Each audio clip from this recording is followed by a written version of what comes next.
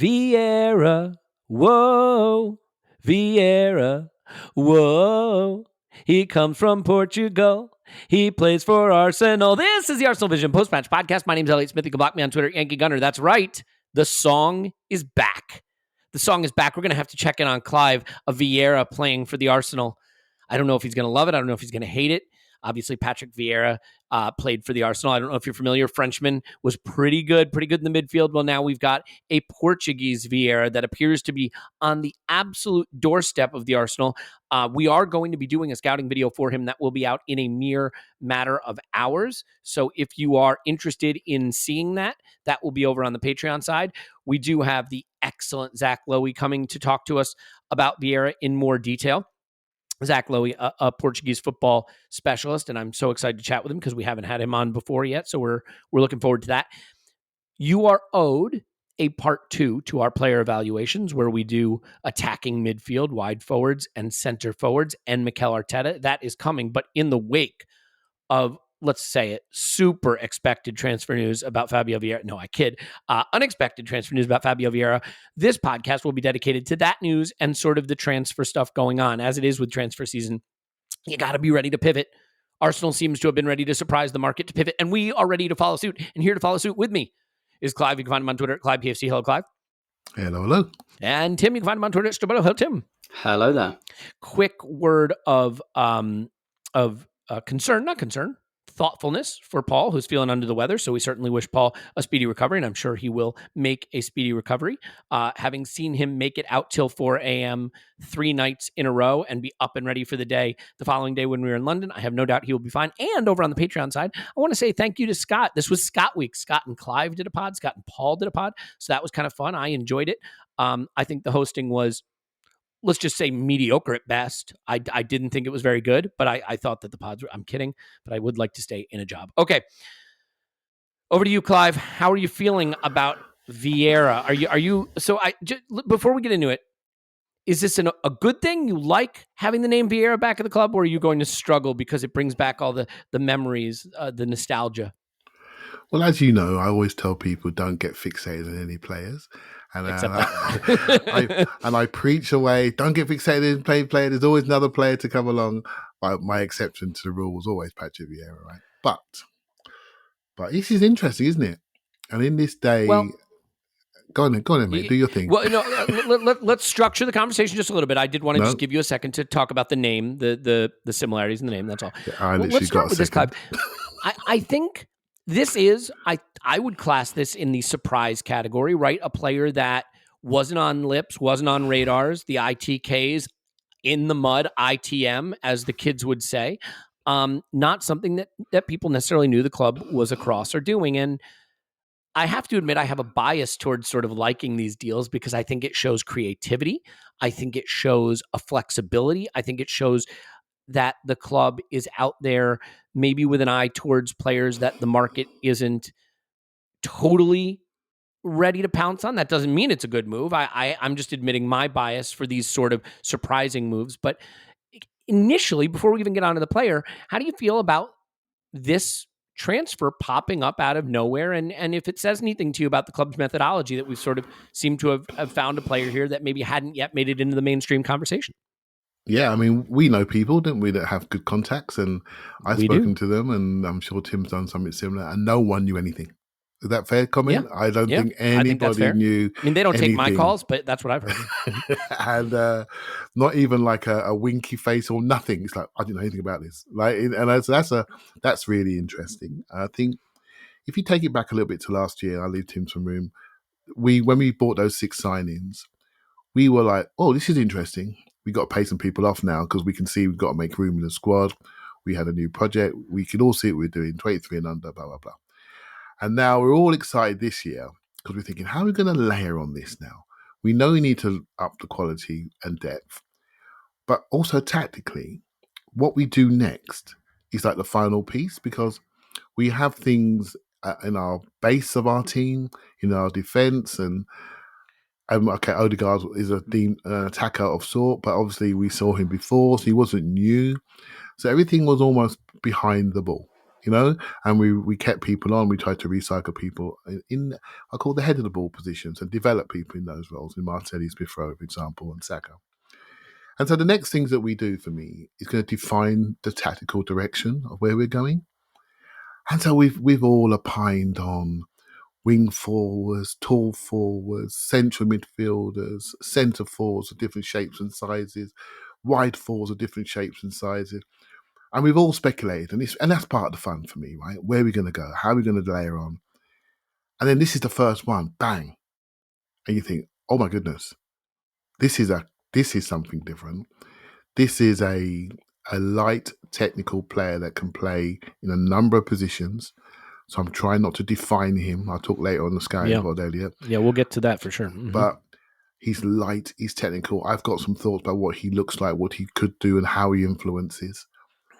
And this is really interesting. This is a player. I remember when we bought Pepe, everyone said, good player, overpaid. Straight away, you've overpaid. You know? When you listen to people that know about this player and the Portuguese league, it's like, whoa, this is a transformational type player potentially. You know? Yeah. And it feels different. The jungle drums feel different, don't they? They feel different. Yeah, I agree with that. And I will say we should give credit to Marquinhos because he is our first signing of the summer, of course. And that's the reason I bring him up is when I think Guendouzi, when I think Martinelli, I think Marquinhos more along those lines, right? More of a bit of a punt. And in the case of Guendouzi and Martinelli, I'd say a good punt in the sense of at least talent identification. This isn't that. Tim, this is a proper transfer, if you'll allow me to suggest that. And it's a player who, I mean, you know, I believe it's 6 goals and 11 assists in 1,300 minutes. So the output is there.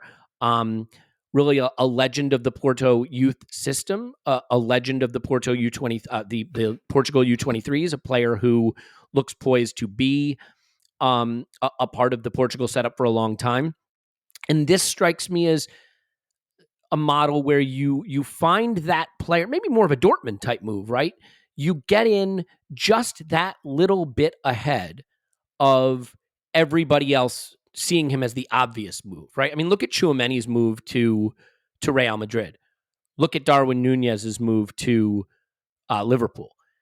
These are moves that 1 year ago, that's your move. And I think of a famous move Liverpool once made, Luis Suarez. They probably went a season before he would have been the obvious choice for everyone everywhere. And that's kind of how this feels to me. Now, I want to give you a chance to weigh in on the strategy side. Then the way we're going to do this, we're going to talk about the player specifically. Then I want to talk about the downstream impacts for our attack, for our setup, for what it means. I think it's interesting too, because Arteta has talked in the past, and I want to give credit to our Discord where there's so much brilliant information that's shared, and I can't find right now who shared it, but sort of a quote talking about we used to have players like Santi Cazorla and Thomas Rosicky and Alex Kleb and Cesc Fabregas and those technical players in the middle of the park who could pick locks and solve problems, and we need to bring that back to Arsenal before we stop being associated with that. And this looks sort of like Martin Odegaard was, very much in the vein of wanting to bring that kind of play back. So it's exciting to see. And I think the timing of the move looks right. So before we get to the squad implications, what's your take just at a high level on us getting this deal done out in front of the market, sort of being across this player? Yeah, sure. You mentioned like a lot of examples there. I was thinking this is the player Brighton sign before you sign him from Brighton for 60 million next summer. The less said about teams getting a Brighton player, the better. I don't want Clive to get too upset. Well, indeed. And it makes me think, about some of the rumours that we've seen. And there've been, there've been a lot of rumours about like quite expensive wide forwards like Gnabry and then Rafinha. Yeah. And I'm sitting there and thinking, surely we can't go to Tielemans, Jesus, and Rafinha at the same time. Like, I know we're going to sell some players, but surely we're not going to recruit that much. And it does make me wonder if it was a little bit, maybe put out there by Arsenal to divert some attention. Yeah. It wouldn't surprise me at all. I mean, what I'd say is this signing isn't confirmed yet, so it is out there. It's just we're used to like a quality of transfer information. Now, like we've known like that Arsenal are in for Tielemans and Gabriel Jesus for ages. And assuming we get those deals done, they might not be confirmed for ages yet. So we're used to that kind of thing. Here, we've got something like right at the end. It's like, right, he's flying in for a medical, but we've still got it. So it's not quite a surprise signing. It's just we're getting the information much later in the day. I love this on a few levels because, and we'll go into the tactical side later, but I think you can't, referring to that Arteta quote you highlighted, you can't have too many creative players as far as I'm concerned. You just can't. And I used to fucking hate it in the Wenger days. It was like, oh, they're buying another number. It's like, you cannot have too many of those types of players if that's the way you're playing. I don't think there was never a point under Wenger where I thought, do you know what? I think we could stand to lose one of these guys. Never, never, never, never. You always need those players. You have to have players that create chances. You can buy all the strikers in the world, but they need someone to create for them. And it doesn't have to be a number 10. It can be a deeper midfielder. It can be a fullback. And that's what I love about some of the stuff Scott's doing lately in terms of filtering player comparisons and not filtering it by position. So in his kind of net here, he's got like Reece James, for example, and I love that. And, we all know about Trent Alexander-Arnold being, he's a fullback in name, but really he's a creative player because really what you've got to think about in football nowadays is like zones and areas rather than positions. So for me, I'm not racking my brain thinking about what position this guy is going to play in. It looks like, what's the area he's going to play in? And that's what you get with Ødegaard. What's the area that he plays in? Not really a 10. He's not really. There's an area that he operates in.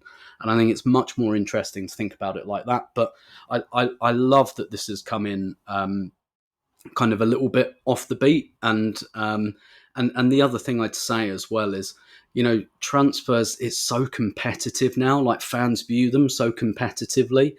And so when we see Tottenham are signing someone, it's like, oh, we've got to respond. We need to announce a signing now. And it's like, clearly,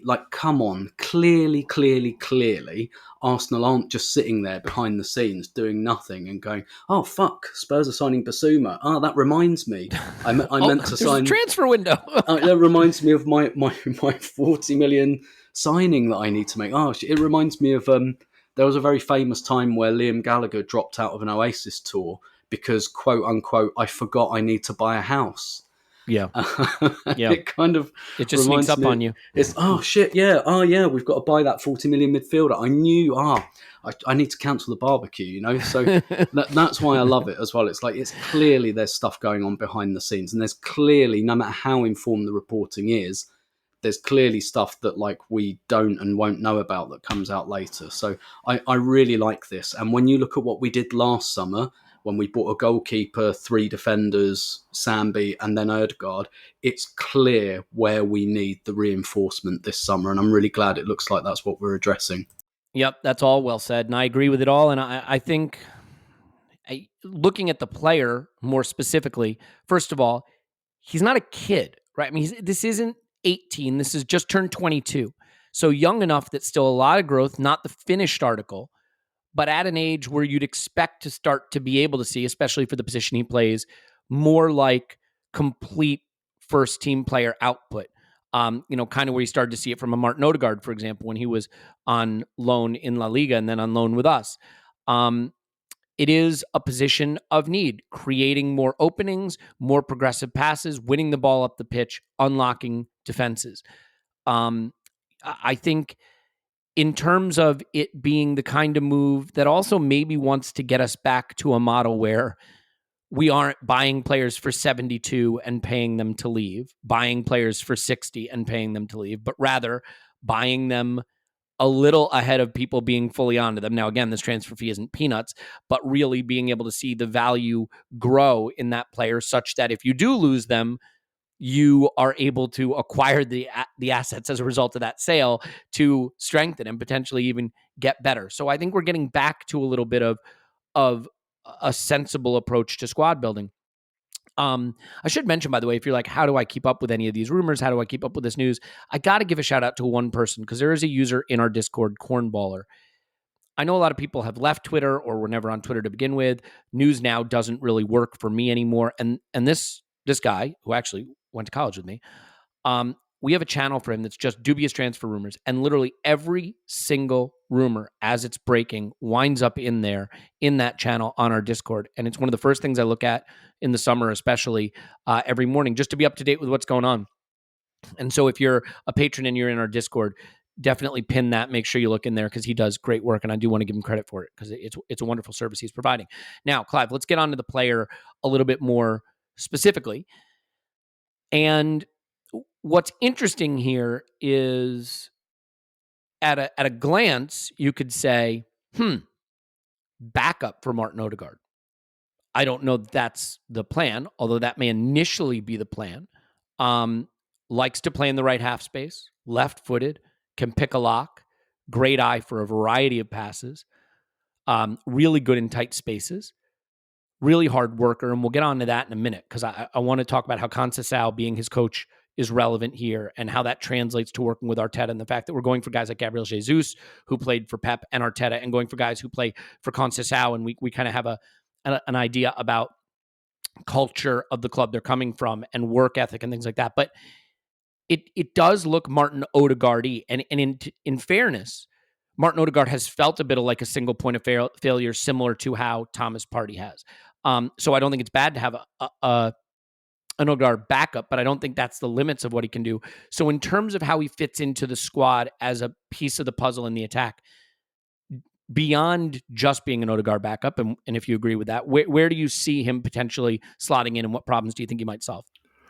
Yeah, I'm trying not to put him into a shoebox yet until we see him in an Arsenal shirt, see what he looks like. He's quite small, actually. He might fit. It depends on the shoes. Like if it were cowboy boots, he might fit in the box. You know? I've read things that he's anywhere from 5'6" to 5'9". It depends what you want to read.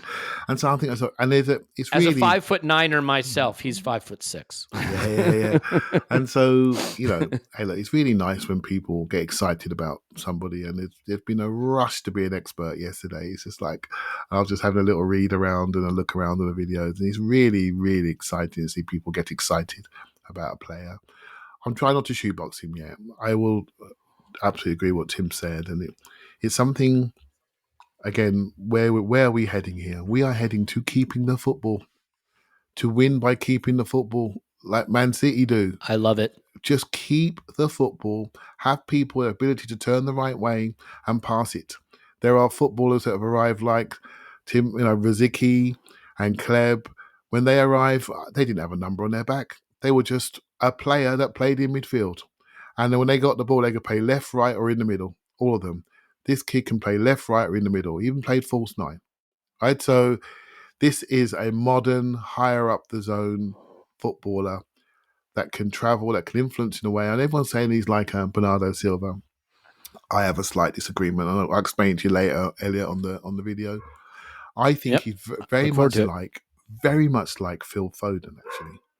I think he has that spring, that step, and the way he influences a game is like him. So when he plays wide, he is what I call a bounce board wide man. It's like when you do your training pitch, you put bounce boards on the outsides and you use people that just bounce it back into you and then combine and then come in. He's one of those bounce board wide men. You haven't always got to be a sprinter. You need to hold a position, and when you get it, you come in, you combine, and you 2-3 phases into the box. He can play. I haven't seen him play false nine, but I will get to that on my video research later. I have seen him play left, and I have seen him play right. I did watch the Liverpool game where he did half decent, but I'll be honest with you, the player that I was looking at was Mateus Nunes, and that's the one I've been sending out on YouTube's, and that's the one I thought Arsenal will be looking at. He's a centre mid, a striding centre mid, exceptional player. I know Man City liked him. And I'm thinking, are Arsenal? And I had a little sneaky little feeling about him. And I didn't think about this Vieira kid. I didn't think about him at all. And it shows you, and by the way, he's not unknown. Spurs have looked at him. Liverpool, when they went to buy Diaz, if you look at some of the comps from last year, Diaz is in all of them for Vieira because he's passing to him, right? So when Liverpool scouted Diaz and when Spurs scouted Diaz, this guy was obviously in their file of facts. And so we had to nip in and do the work and have done the work over previous weeks. So he's not unknown, but I must admit, the way he's been received by the football world makes me think he is slightly unknown for the talent that he actually have. Under 21 player of the tournament. I mean, this is like this is serious credibility and serious CV. Again, just calm myself down. Need to see him in the shorts. Do you know what I mean? Need to see him in the shorts. Yeah. I always say that. Need to see him on the grass. Need to see him in the shorts. But he's given us a signpost to how we want to play football, and it's with the football. And we're going to control games with the football in a technical way. When we lose it, we're going to have the speed and agility to get it back, and then keep it, and then keep going and keep going and keep going. And I hope I'm not going to upset Tim here, but we might strangle teams, Man City style, which I thought, but maybe without all the other stuff around it, Tim. So we'll probably like it when we're doing it, right? So it'll be less boring when it's us. Absolutely, and but it seems to be the direction we're going, doesn't it? And I'm so interested to see what we do next couple of weeks. Yeah, I think another player over at Porto that was the young player that a lot of people were looking at was Vitinha. I'm probably saying that wrong, Vitinha. But the comp that I heard Zach Lowy say was that the way they play in the youth team is sort of like a Xavi Iniesta, where Vitinha is the Xavi and Vieira is the Iniesta. And I would suggest that Iniesta is the one you want. is how I view that. We've already got El Neni to be the Xavi. Tim, let's talk about an angle of this that might be the less exciting one. So sorry to give you this question. You can certainly use it as a springboard. And by the way, you typed into the chat that according to Melissa Reddy, Liverpool, Dortmund, and Madrid all looked at him. So good company, as you said. So the angle that I want to talk about a little bit is just, look, everybody knows that I haven't been the biggest culture guy in terms of buying into that. But clearly it's important. And I think it has had a positive impact. I don't think it's enough, but I don't think it's a bad thing to make sure that the targets you're adding to your team fit your culture and your mindset and the attitude and all that. I don't think it's any accident that Gabriel Jesus is high on our leaderboard of players we want because of his talent, his availability, and the fact that he has worked with Pep, with Arteta in a system we want to play, and Arteta understands what he's about as a man, as a player, that we signed Odegaard after a loan, right? A comfort level with who he is as a man, that we signed Thomas Partey coming from a culture of work, right? A culture of combativeness, of work, of seriousness. And Conceição gets compared to Atletico Madrid's very combative coach, right? Like that's a comparison that's made. I'm curious if you think that does play a role, and I realize I'm sort of begging the question as I set this up to you. This is what an attorney would call a leading question, but you have a player who, by all reports, is a very serious professional, plays for a coach who demands work rate and demands seriousness. Conceição, not that there are coaches that don't, but you know what I mean. There are some that are more reputationally more associated with that. Conceição seems to be, from what I've read and from what I've heard. So how do you feel about that component being a factor in the targets and potentially this target specifically? Yeah, I think it's I think it's definitely interesting some of the coaches we're buying from, if that makes sense. 100%. Yeah, it does. Mm-hmm. I think what this is more about is building more of a press. Because again, what we're looking at now is Arteta is finally able to build his own attack, and Odegaard was the first part of that. And Saka and Smith Rowe have come in, and obviously they're young, they're good pressing players. Martinelli, I think he came out of the womb pressing and harrying the midwife, quite frankly. So Arteta's, inherited some of those players, but Odegaard, brilliant in the press. You can't press with Lacazette, Aubameyang, and Pepe in any serious way. Those players, like, they can do it. Well, Lacazette can maybe do it for 45 minutes. And to be fair to him, do it pretty well for 45 minutes, but he just runs out of gas. Like, we haven't been able to build. Did you say 45 or 4 or 5? I wasn't quite sure. I didn't catch it. for 4 or 5 minutes. I do the jokes around here, Clive. Come on, not the good ones though. But it seems to me, and it seems to me that that's a contingency we're building in now. So Tielemans, I think, can do that. Gabriel Jesus can definitely do that. It's one of the biggest parts of his game. Nketiah can do it, I think. I think he showed us that at the end of last season. And it looks to me, from the very little kind of clips I've seen, that that Fabio Vieira can do that as well. And not only that, but the thing that comes out from the clips you see are those kind of small dancing feet. He can get past the press. He can go through crowds as well, wherever he operates. So, and I think maybe skipping ahead here a little bit, I think you're completely right to point out some of the managers he's played for. And that thing I put in the chat about Melissa Reddy, who's very connected to Liverpool, saying that Liverpool, Dortmund and Madrid, I mean, obviously, if you're looking at the same young players as Dortmund, would say that's good. In years gone past, Madrid would never have a part of that conversation. They do now. Look at the midfield they're building underneath that veteran midfield they've got. And they've got Camavinga. They're building for the future, and they've looked at him as well. So I'd say, almost, I don't know whether scouts do this, but if scouts go into crowds and think, oh yeah, that's the scout from that club, I'm doing there's the scout from Brighton over there, I'm at the right place. Like scouting scouts. Like, where's the Brighton scout going this week? I'll just follow him around. But yeah, like these are, and Madrid are repositioning themselves as well, I think, a little bit in response to the kind of wealth of the Premier League. Of, okay, maybe we're going to have to find the Camavingas, and rather than buying him for like 200 million when he's 28, for example, like maybe they've been burned a little bit by the Eden Hazard thing and the kind of we should have bought him from Lille when he was 23, not when he's a stone overweight from Chelsea at 29. So those are good circles to move in. But the thing, and sorry, I'm probably skipping ahead here. The thing Please do. really like about this is, I think Jess put out a brilliant tweet last night. Because obviously there's all this kind of, where's he going to fit in? How's he going to play? We need him to play every minute of every game, and she just tweeted something like, "We've got to lose this idea of backup players." Yeah. And I'm thinking we've got to lose this idea about like El Nenes and guys who come in just when everyone's injured and you've got no choice. Like, you've got to have a core of at least 16, 17 players who come in and out. And I think the optimum that you want from squad players, and this is why I think it's always a good idea to have quite young squad players, is guys who can operate in different areas. If you go and buy a backup for Saka, they might, if Saka doesn't get injured, they might be stranded on like 400 minutes a season. If you just buy a backup for Ødegaard, same deal. If he doesn't get injured, you're not going to get any game time. I think guys who can operate but if you've got one guy that backs up Saka and Ødegaard, they're much more involved. And first of all, from a morale point of view, you need your squad players to be involved for them to touch the ball a bit more. And then you avoid this situation we got into last season where someone like Sambi Lokonga, was in a tracksuit for 4 months. And then when we needed him, he was rusty.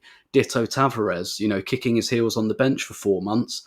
Fuck, Tierney's out. We need you now. But we haven't been able to give you football. So having squad players who are much more in touch, and I've got no idea, right? But I'd love to think that that Vieira can play right side for Saka, can play the Ødegaard role, and maybe play the left 8 role as well. And again, he might not get in ahead of Xhaka / Tielemans, Ødegaard or Saka, but if he can understudy all three of them, there's plenty of games for him there if none of those players get injured. And that's what I think I like about this move, but obviously I have to wait and see. Yeah, well said. Just a quick point also about the way he was used this season. I mean, look, the Portuguese league has some good teams at the top. It obviously has some weaker teams as you move down the line, but he did play against Liverpool in the Champions League. He did play 10 minutes against Atletico Madrid. He did play 45 minutes against Lazio in a win. He did play against Lyon, only 11 minutes in the first leg, but 90 minutes in the second leg, had an assist, had 4 shot creating actions, a goal creating action, a couple of dribbles. He had 3 dribbles against Liverpool and a couple of shot creating actions. My point is he didn't just put his numbers up against the bottom half of the Portuguese league. He did play.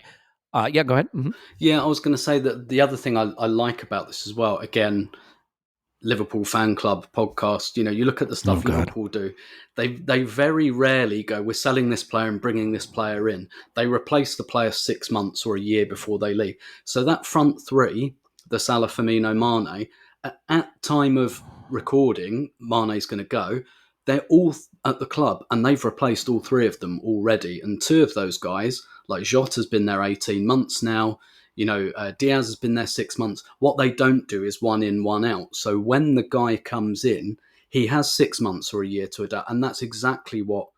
I'm not suggesting that like Fabio Vieira is going to like replace anyone or anything, but he's not under immediate pressure to, right, you're in the starting lineup and you need to produce now. Like, he can have that 6 months or a season, to get used to things. And then maybe this time next year, when we do the kind of, who do you expect to be the most improved player? Maybe his name comes up.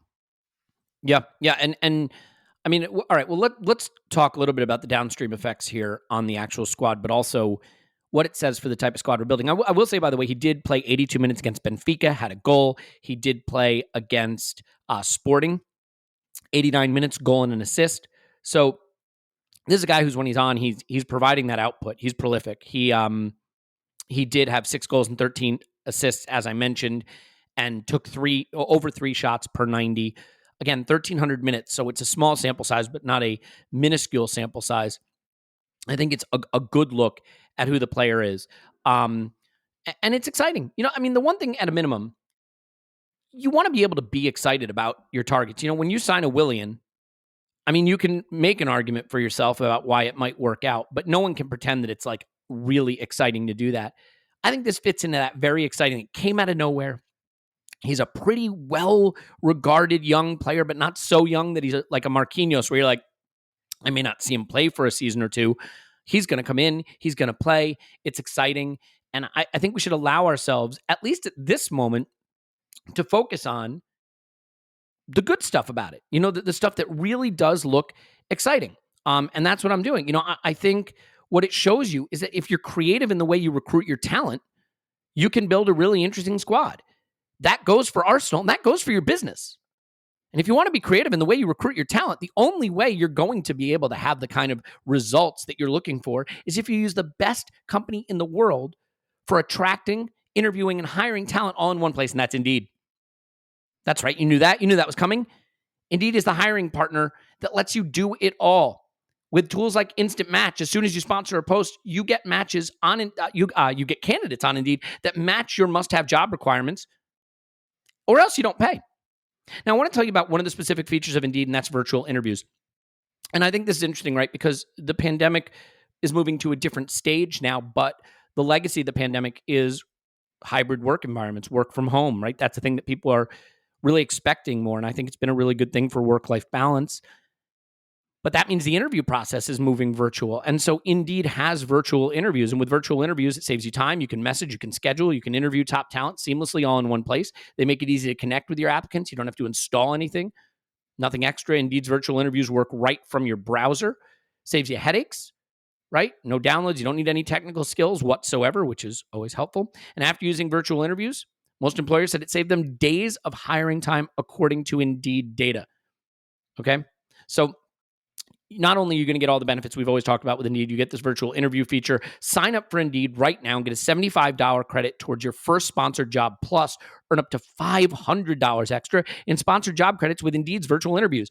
Visit Indeed.com/Blue Wire to learn more. Claim your credits at Indeed.com/Blue Wire. Indeed.com/Blue Wire. Terms and conditions apply. Need to hire? You need Indeed. And what is the first thing I do every morning? I get 12 ounces of water. I put in a scoop of the AG1, shake it up a little bit, drink it down, tastes good, got kind of like a vanilla quality to it. And for my focus, for my gut health, for my energy, waking up at different times lately, recording this podcast at 6 a.m., need that. And AG1 gives me everything I need. And it's funny because, I am someone who finds it hard to start new habits. And I had a shelf full of vitamin gummies and, probiotic gummies, and they're probably not very good. And they're all sugary and they don't do anything good for you. And they're all gone. And I replaced it with AG1. And it was one of those things. They sent it to me. I was like, yeah, I'll give this a try. And I have a friend, Ian, who is a doctor and a season ticket holder at the Arsenal. And he was in my house. And he saw the AG1. He's like, oh, I take that. And I'm like, well, that's a pretty good sign, right? When like one of the more celebrated doctors in your area is taking something, that's a good sign. So I was like, okay, I'm definitely going to try this. And there's so many good things about it that I should mention. First of all, lifestyle friendly, because I do know some of you listening maybe on a certain kind of diet plan. So whether that's keto or paleo or vegan or dairy free or gluten free, it works with all those different diet plans. It's got less than 1 gram of sugar, no GMOs, no nasty chemicals. Okay, supports better sleep quality and recovery, mental clarity and alertness. And so one thing with the best things. Okay, it's a small micro habit, right? So it's like a good for that biome in your gut. It's also cost effective. It costs less than $3 a day, less than one of your fancy coffees, and has over 7,000 5-star reviews. So to make it easy, Athletic Greens is going to give you a free 1-year supply of immune supporting vitamin D and 5 free travel packs with your first purchase. All you have to do is visit athleticgreens.com/vision. Again, that's athleticgreens.com/vision to take ownership over your health and pick up the ultimate daily nutritional insurance. Do it now. Clive, is that enough of that? Indeed. Thank you, sir. Consummate professional, this guy. Okay. Never fail.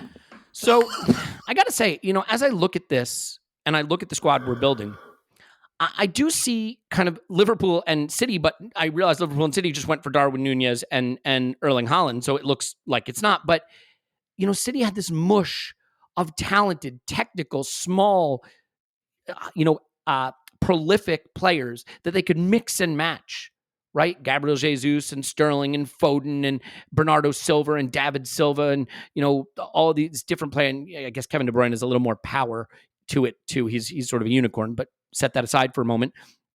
And Liverpool, look at all of the sort of samey type qualities they had up front, whether it was Salah or Mane or Diaz or Jota, right? And Firmino, again, maybe a little bit different from that, but they could put all that out there. And now I look and I see Martinelli and Smith Rowe and Saka and maybe Gabriel Jesus and Odegaard and Vieira. And you've got technical quality, keep the ball, win the ball, pass the ball, score the ball. It's so easy when you say it that way. It's a wonder we don't do it 90 or 100 times a season, and maybe we will. I do think we are building a flexible, technical attack of players that are sort of plug and play. We saw very, very briefly at the end of the season, Clive, Saka slide into the left 8. Looked very natural there. We've seen Smith Rowe play the Odegaard role. We've seen him play left wide forward. We've seen Martinelli play on the right and center forward. Right, Gabriel Jesus, we know can play across the whole front line. And Vieira, I think, can play wide forward if asked, can play left 8, right 8. Do you think that's the plan? That this becomes sort of a mush of just technical, young attackers who all can play the philosophy Arteta wants, but don't need to be a fixed point in a fixed system, and we can just sort of slot them in as needed? Is that the group we're trying to build? Yes, that is the plan. And I think we're not buying to shirt numbers, we're buying to principles of play. And it's far more that way. It's about how you move, receive, what you do in small spaces. You heard me say that the game has changed now into a game of inches. I've said it a few times, and what you do in those inches, in and out of collisions and press movements and keeping your head up and keeping the ball, 1-2 passes. That's it. Have the level of speed and intensity. You can't be a team of joggers. Another one of my phrases, right? We used to have a team of joggers jogging around a big pitch with defenders that were scared to stand on the halfway line and midfielders that jogged. And when you think back, It's just disaster.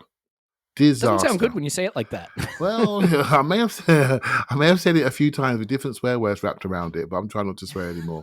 Right? So a team of joggers. But to that point, though, and I critique myself on this, when you have that problem, you then look at solutions. And a Basuma now is a solution to that problem. But what really is a solution to that problem is having proper centre halves and a goalkeeper that can look after the ball. And a fullback that can run 2 ways. Right back in particular.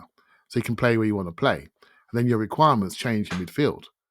Right? So we don't need a Basuma anymore. Unless we're not going to sign El Nene and we're going to have him as a true number 6. But there are better options for that. Right? So the requirements change based on the style of play you're looking to play and the principle by which you want to play. And so this is always the exciting thing this summer. What are we going to be like? Who are we trying to be like? What are the principles of play that Arteta wants to invest in? And what does this mean for people? What does this mean? Let's talk about this now, right? There are players like Smith Rowe, hasn't got a shirt number for me. Where can he play? Not sure yet, but he can play. He plays by the principles of which Arteta believes in. Same for Saka, same for Martinelli. So no problem there. Granit Xhaka now, interesting one. Yeah, I agree. Interesting one. Because especially if we get Tielemans. Yeah, interesting one.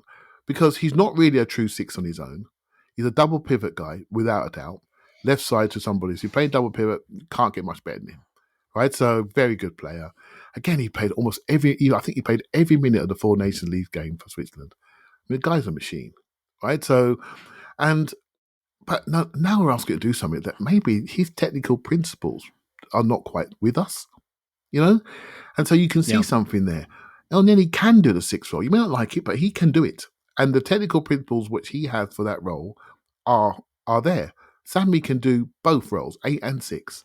And the way, again, by the way, which manipulates the ball, retains it, keeps it, follows it, combines the principles by which we live, a la Arsenal 2008, the principles by which we live by are in that boy's feet. It's just a matter of time and experience.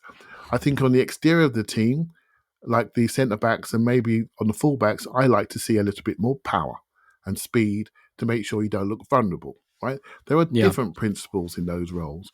Potentially at centre-forward, there are different principles in those roles in the exterior versus to the interior and the distances by which you play, right? So when you play at the back, you have to have the ability to expand quickly based on the fact that you're squeezing up. So when you have to drop off and go into races, you got to win them. Right, so, and if you want to expand quickly in the forward areas, in wide areas, or in the top end of the pitch, you've got to have the ability to play big space and small space, right? So, so these are the principles by which we are developing and choosing players. And it's not to critique. I don't mean to critique Granit Xhaka. It's not a critique on him, but teams evolve, and this team is evolving, and sometimes many of us at work, sometimes the job evolves away from you, from your primary skills, and that's not a problem. You just go to a different project or different job or different role, or you get a move at work that fits your primary skill sets, and that's the life. That is life, right? You just got to recognize it ahead of time. And so I look at this and think, oh, this is so interesting where we're going. Do I like it? Yeah, I like it. Do I like the fact these kids come in at a decent number, and we all know we can amortize that over 4 years or so? But his weekly salary is under £50,000 a week, and this tells you. They're reporting on that? Sorry, just because I hadn't seen it, and that's interesting to hear. Yeah, I've seen it. I think I had read 130 somewhere and saw a month. That 130 a month. If I've got it wrong, someone will tell me. Right, so I think it's that number. Right, so interesting. Okay, so yeah, it's that makes more sense, to be fair, because he was probably on like 10 grand a week at Porto, if that. Yeah, and so and these things it's early days of reporting, right? So this will no doubt change. But look at Darwin Núñez. He's not on the 180 that Lacazette got when he walked in, or the 140 when Pepe got when he walked in. I think he's on the early 100s. Right, again, a young player with a big number next to him, but your ability to pay year on year, you're managing it. Do you know what I mean?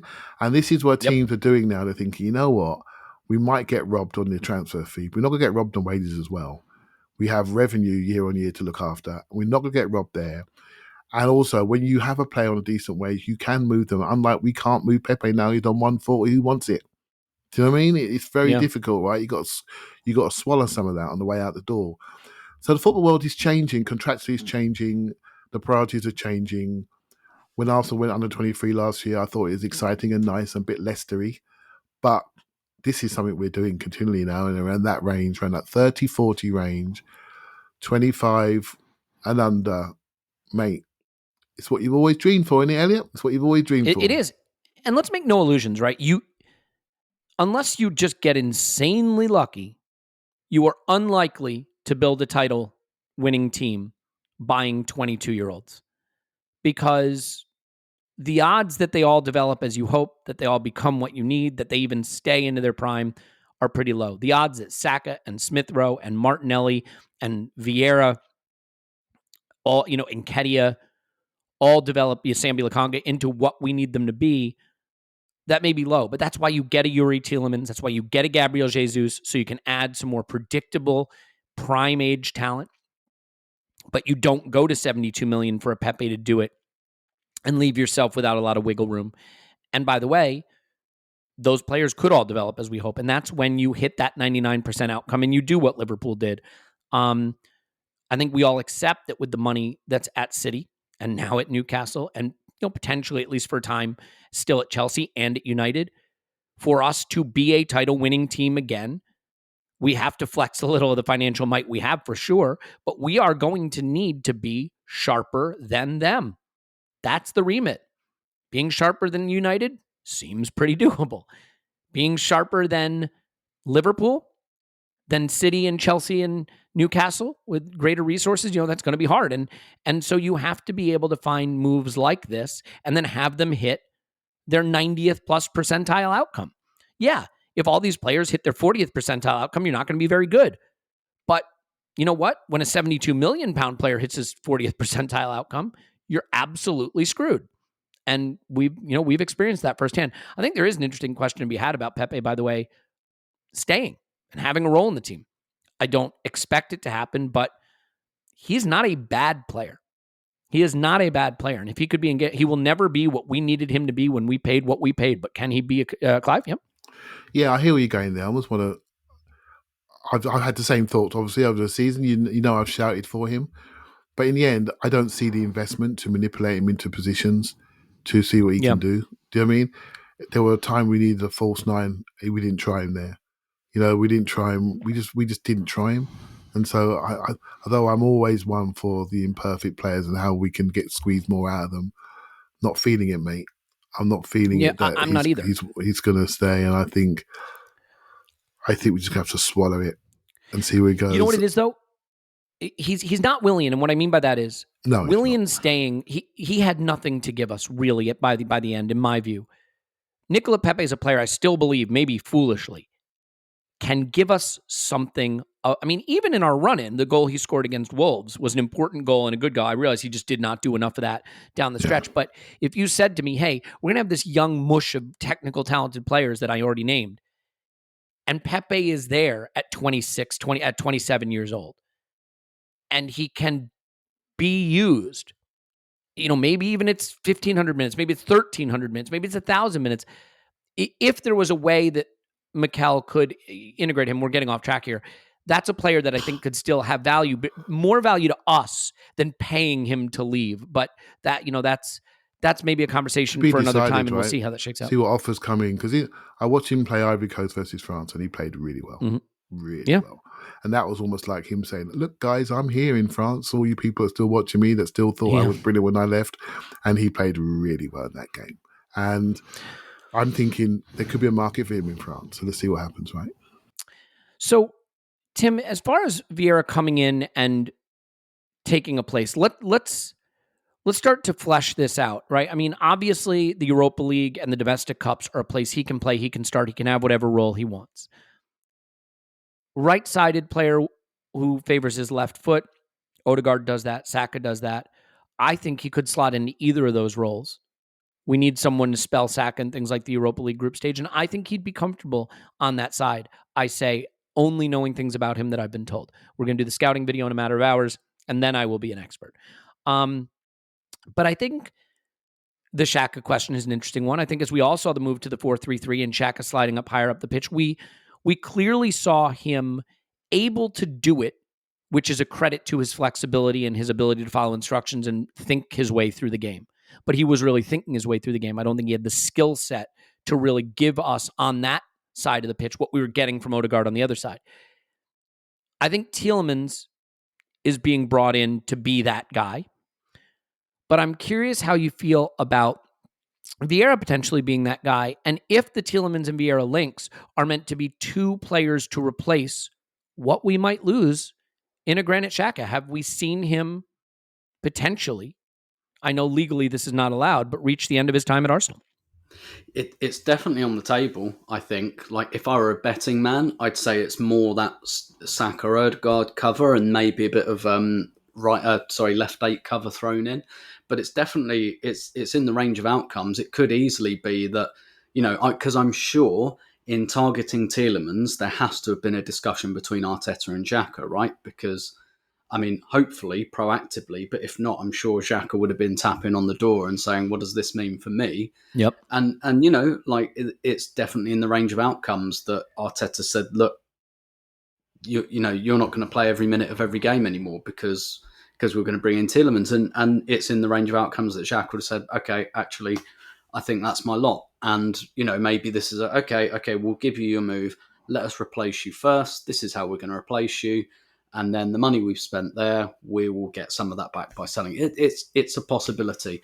I don't think that that's what will happen, but it wouldn't absolutely shock and surprise me if it was, because I do think it's an interesting discussion about Xhaka, not just the extent to which he'll, clearly he won't want the demotion in role, whatever that looks like. He clearly won't want that. And I also think there is a question about his suitability anyway. I mean, we don't really know because we haven't seen it, but the last 6 years he's been at Arsenal, other than the first couple of months, he's played every game. He plays every game for Switzerland. Very, very available. Has only really had one injury at the beginning of last season that I can remember.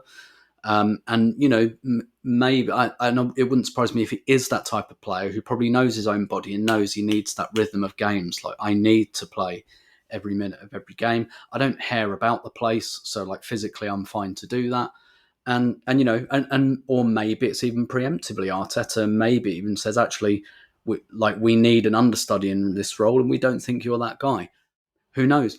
Maybe they had this discussion last summer when they extended the contract. Maybe they extended the contract and said, okay, what we're doing is we're building some contingency so we can get a better price for you next summer. Again, all could have happened, right? That discussion, for example, we know that discussion was had with Koscielny under Unai Emery, and then like the breakdown there was then that, something changed. Or sorry, it was with Arsene Wenger, and then Emery came in and something changed effectively in that agreement. So it's all on the table. It's all on the table. We know so little about this transfer.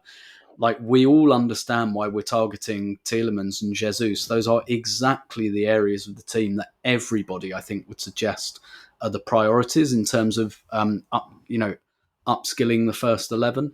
But Vieira, this has come out of the blue so much. All of those possibilities are on the table, and personally, I'm kind of excited about all of them because I'm kind of all right with all of them, if that makes sense. And if that is what Vieira's coming in to do, be that like left 8 backup, I guess, then we've got a clear model for what we want there. Because Tielemans and Vieira, I mean, they're different types of player, but they're not Xhaka, are they? They're not number 6s who've been like, they're there to almost do more of a David Silva role. And again, we might pivot from talking about Liverpool all the time to Man City now, but it could very much be, we want Ødegaard and, another guy who can pick the lock and look for that pass. And I'm all for that because we have to score a lot more goals, and that means we need a lot more creative potential. And the thing we can't forget here, while we try and hold on and think, oh God, so we've got 14 players, but we can only play 11. Look, we finished 38 points behind Manchester City last season, right? Yeah. And we're not going to go there in one season, but that's the bar. 38 points. It's a chasm, an absolute chasm, and we need lots of quality players to start to even think about bridging it. And what you need to think about is we're not going to be 38 points better this season.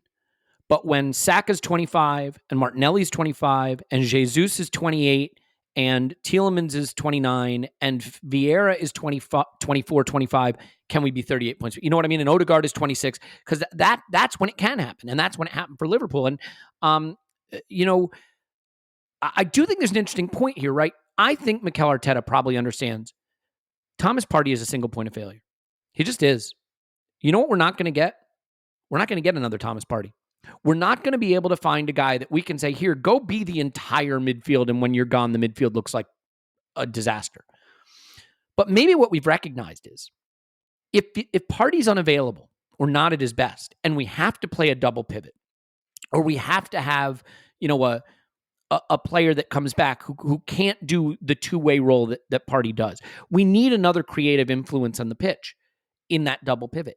And that's Tielemans. Tielemans can play the left 8 in the 4-3-3, but maybe if we have to use El Neni or Sambi Lakanga and put someone next to him, you put a Tielemans next to him instead of a Xhaka, and you just retain a little bit more of the go forward. I heard Clive talking about carrying the ball with Scott on the Patreon pod, and the way they were talking about carrying the ball, and I loved it. And I was thinking, I was shouting at my phone as Clive is wont to do when he's not on a pod, and I was thinking, Xhaka carries the ball to the first resistance, to where the pressure is or to where the defense is. Tielemans carries the ball beyond it, right? Tielemans carries the ball to get beyond the first line of resistance.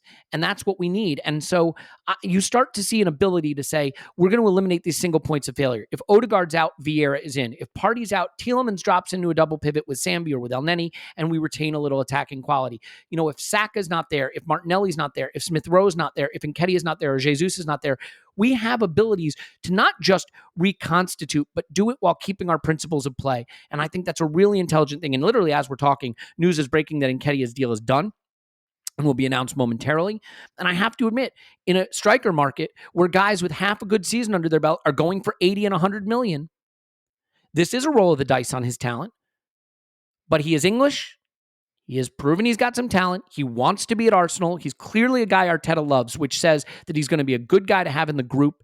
And I don't think Eddie Nketiah is the 2,000, 2,500 minute striker. I think he is a guy who is going to get a chance to show that he can do more of what he did last season. But I think he gives us a little bit of flexibility because in that world where we have Jesus and Saka and Martinelli and Smith Rowe and Vieira and Odegaard, Nketiah is something a little different. He is something a little different. And I do think you need to have that in your arsenal, he says, self-referentially. So that looks good that is done. This is why it's also silly to be like, well, if we just sign Jesus and Tielemans, we're not going to be good enough. Because the transfer window will shock you. Sometimes it's bad. All you do is buy Petr Cech and you go, really? And sometimes you buy 5 players and they all wind up being in your first team. So who knows? Clive, if the window winds up being Jesus and Tielemans and Marquinhos and Vieira, and that's really it, do you regard that as filling enough of the holes we needed to fill in this window that we can go attack the goals that we have for next season? Yeah, I think we're there. I feel a little bit. We're missing Saliba, by the way, which I think is a major. Player. Right, yeah, yeah, it's like a new signing. Stay tuned. Who knows? Let's see what happens there, right? So, stay tuned. Are they going to look at a left-footed centre back and recycle one of our right-footed centre backs? Rob Holding, for example. We'll wait and see. See how important that principle really is. Or are we going to use Tomiyasu as a centre-back cover and maybe look at a right-back player that can play there a little bit more? But then Ben White and Saliba can definitely do that in a Tomiyasu style. So, yeah, I think we're okay there. I think we have to take a breath and remember that we have Sambi Lokonga, who I think is a very exciting player that just grazed his knee a little bit last year. Some of it his fault, some of it ours. And I think he will come back, and he'll come back strong. Again, back to the principle by which we play. None of us see a future where he's not in it. Right? Well, I hope none of us do. People have a view on where he is in his development, but that word development is the key thing here. And we're here to develop him, and he's 21, 22. And we bring another player in. They're all excited for today. I wonder how we give him time to develop as well. He's 3 stones soaking wet. He's going to need time to develop, build his strength, and go from there. We have to remember that he's 22 years of age, going to a new league, one club guy. Let's see what he does when he jogs across our lovely green grass, right? So I think there's that. I think development of young players is like a signing almost.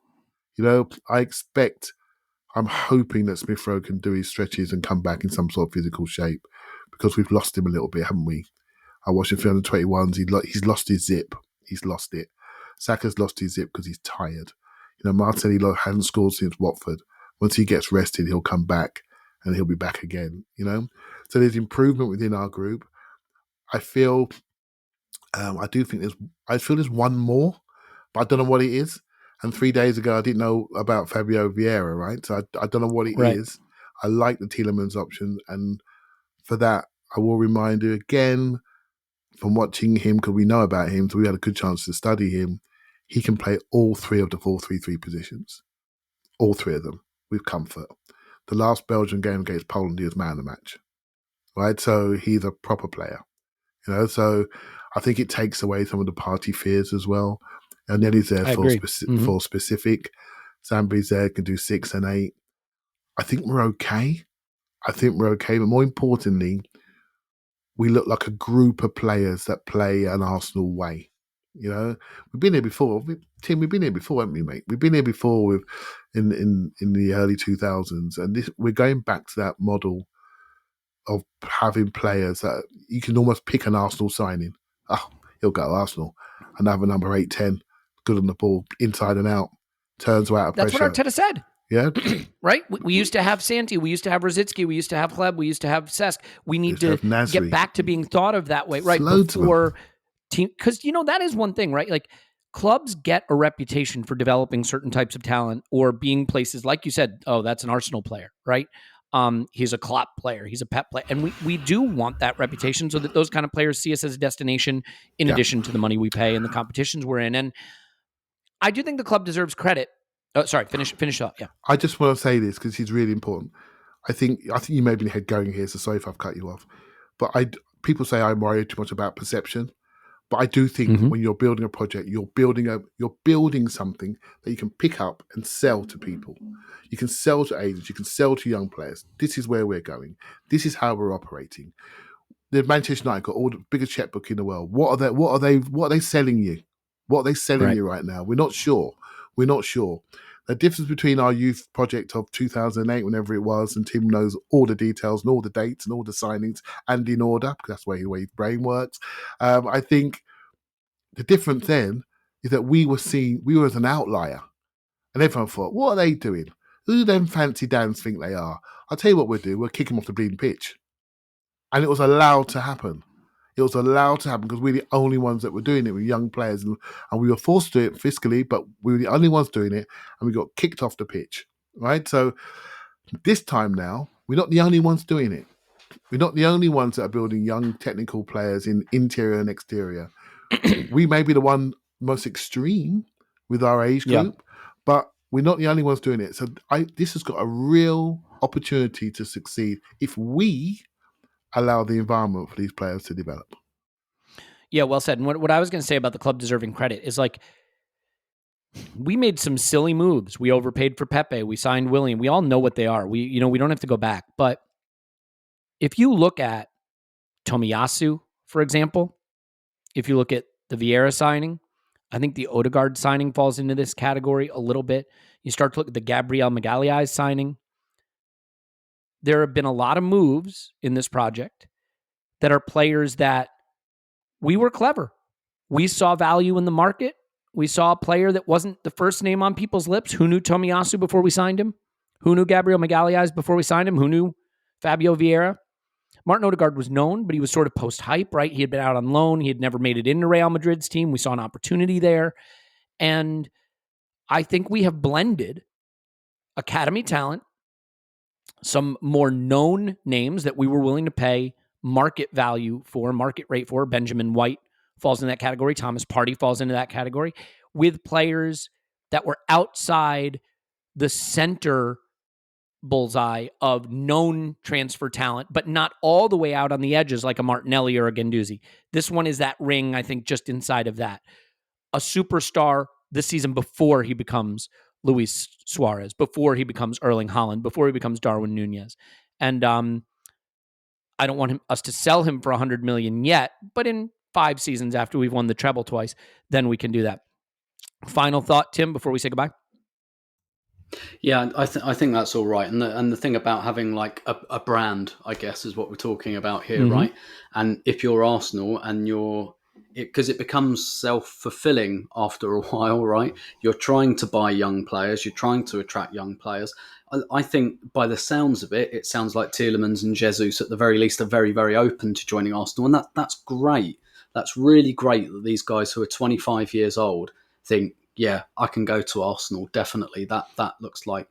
And it goes back to something Per Mertesacker said a year or two ago about how Arsenal lost their way, doing like the bigger signing. And the problem with doing that is like Arsenal doing the bigger signing all the time. Well, Man City can go 3 times bigger, and that's your competition. So you have to be a bit smarter. But, I put in the chat there, why did Dortmund get Erling Haaland, right? Because it's the perfect bridge club for you, right? It's like you go to Dortmund, you'll challenge for the Bundesliga. You probably won't win it, but you'll challenge for it. And then you'll get your big move. And the big one that I was very across for a while was Shakhtar Donetsk. Shakhtar Donetsk is now still, they've gone away from this strategy a bit, but they made themselves the home for Brazilian talent. They said, come to us, you'll play in the Champions League, you'll win the league every year, we'll polish you up, get all your rough edges off you, and then we'll give you your big move to Manchester City or Chelsea or whoever. And, hopefully what we're doing is building a team rather than, making money to sell players. And I do think you've got more chance of doing that if these guys are together.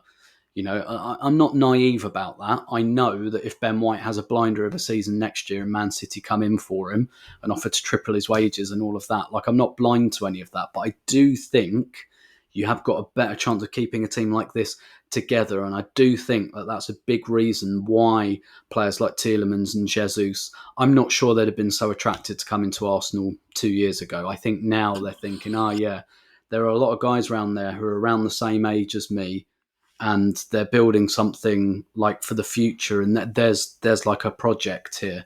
And I do think that matters to players now. And the more you do that, the more it becomes self-fulfilling. It's like an economies of scale effect.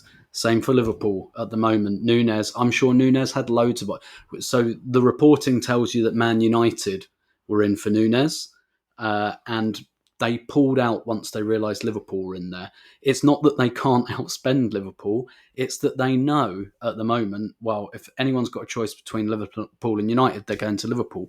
And United are in such a state that they have to accept that at the moment. It's crazy, yeah. Which should hurt them quite a lot. And so that's what you're trying to build. You're trying to build a brand for your club, for your players. And getting the guy who finished player of the tournament in the last under-21s championship, that's exactly who I want, Arsenal to be the home of. And that's why culture is important, Elliot, I'm afraid. It is important. It is important. Agreed. Liverpool's culture is there for everyone to see. Manchester United culture is ripped to pieces. They're going to have to rebuild it. And you're going to see this year let's count how many times the Man United fans are going to say, we need to do an Arsenal and rebuild. You watch that. That's going to be the next phase of what they're doing. They need to be brave. If they're brave, they can rebuild their brand again, rebuild their stadium, rebuild their training ground, all the things they should have done rather than cream interest off the top of their accounts. It's they've got work to do, but hopefully they're going to. Well, I mean it because I'm a football fan, right? I hope they do it. I hope they do it properly. They're going to come down to come back, but what have we done? Come down to come back, and there's only 3 places, but we're on our way back. I think it's an exciting transfer, not just because I think he's going to be a superstar, but I think what it signals in terms of the thoughtfulness of the project, the talent identification, the shrewd operation within the market, the ability to attract. Apparently, this player was looked at by Tottenham. He only wanted Arsenal. We sort of act like no one wants to come to us anymore. Well, obviously, there are some players that still want to be at Arsenal, and I think sometimes we have to step back from our own disappointment with our situation in the moment and take a widen our lens a little bit and understand that we're very fortunate to support the wonderful club that we do. Let's leave it there. There'll be a scouting video out in a mere hours. If you want scouting videos for Tielemans and Jesus, those are already on the Patreon. So if you want to be there, great. If you don't want to be there, you're here, and we love you for being here. Because the most important thing is that we're able to share this wonderful conversation with you wonderful people. So thank you for being here. We love you. Clive's on Twitter at ClivePFC. Thanks, Clive. Thank you very much. Tim's on Twitter at Soberto. Thanks, Tim. My pleasure as always. There will be much more on this. Zach Lowy will be on next week to talk about the player in more detail with greater authority as a regular watcher and expert on the league. But you know what? By the time Clive and I are done with the scouting video, we'll need Zach. We'll be the experts on the Portuguese league. So we look forward to that. My name's Elliot Smith. Please do block me on Twitter. There's nothing but nonsense there. I love you. We love you. And we will talk to you after Arsenal's end transfer window nil.